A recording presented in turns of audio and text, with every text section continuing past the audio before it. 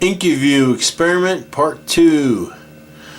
Alright, so I recently did a video about an experiment I was conducting with the IncuView Incubator, and a couple things I was changing to see if I would get a better hatch rate. And bottom line was, it was a disaster.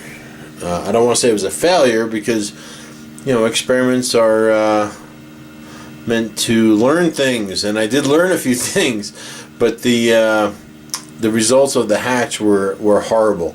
This is my sole survivor from 79 eggs in the incubator. I think in the original video I said I had 72 eggs in there. I had 79.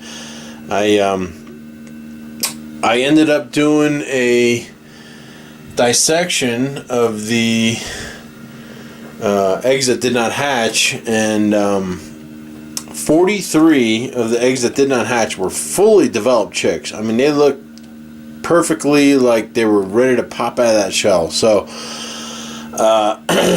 it was a disaster, but I did learn a few things. And what I learned was, I think the main problem was not the turning of the eggs, although I do suspect that the turner in this IncuView is not adequate for quail eggs. I'm not sure yet on that, but anyway, I think the main problem was oxygen.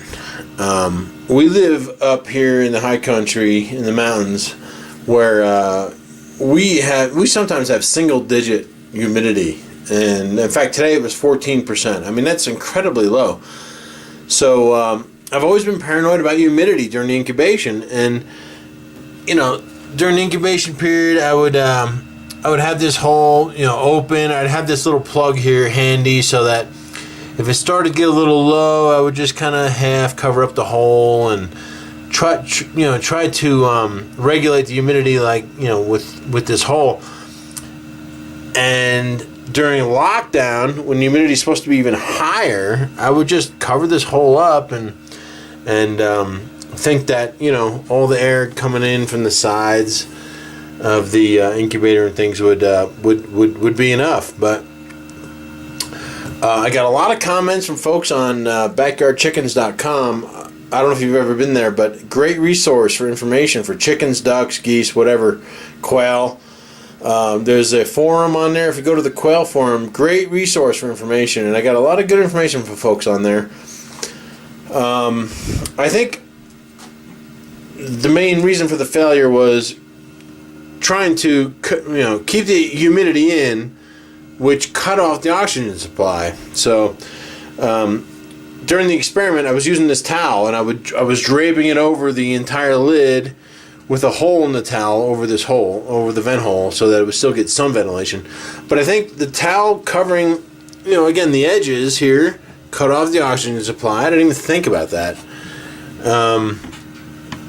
And not having enough, venting through this hole, I think it just cut off the oxygen. And when those chicks are ready to hatch, they need a lot of oxygen. So I think I overlooked that, and that's my fault. I should have thought of that, to be honest. So what I'm going to do this time is stick with the automatic egg turner that came with the unit, and I'm going to leave this hole wide open the entire time. I've never done that before. I'm going to leave this wide open through the incubation period and lockdown. I'm not going to cover up the lid at all with anything. As you can see, I got towels around the edges here to just to keep the base of the unit warm. But and see how that works.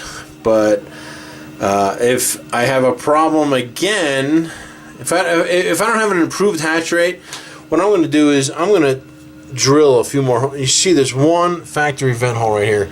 I'm going to probably drill 3 more holes around like this.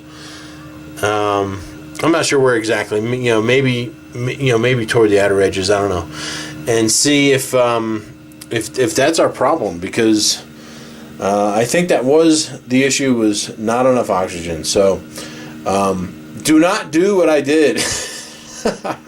I hate to laugh. It was tragic. I mean, 70 79 basically eggs were a failure, but I got one lucky bird and his little brooder here, and he's doing very well. So and hey, keep tabs on the videos here. I'm doing a time lapse on this little guy. I'm taking a picture of him every single day, and I've done it since the day he hatched, and I'm going to do it until the day he's mature, 6 weeks. And it'll be interesting to see how fast these guys grow. So anyway, subscribe and wait for that. Thanks for watching. Bye.